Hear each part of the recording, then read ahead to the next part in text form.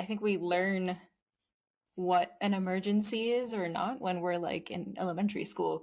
And then there's no really like, you don't learn about every, what do you learn? Like, oh, if there's a fire, if someone is sick, but in that moment of like, I don't know enough about, like, I'm not a doctor or a nurse, like, I need help with something, but I don't know who to talk to, then like vilifying that like outreach of, hey, I need help is that's a shame that it would have to work like that. And you would see it from the perspective that you were talking about, that you don't want people to feel like, or you don't want to take that as like them abusing the system, because that's not done with intention.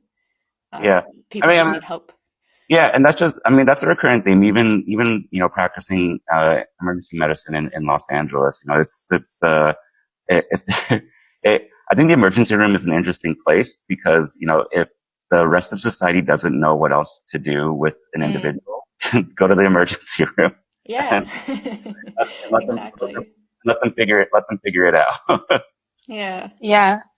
But I mean, to be honest, it is refreshing to see a doctor hear that. And I know you are not a proponent of people going to the ER or urgent care for everyday things, but I have gotten many slaps on the wrist. So I'm just like, listen, sometimes getting a PCP is hard.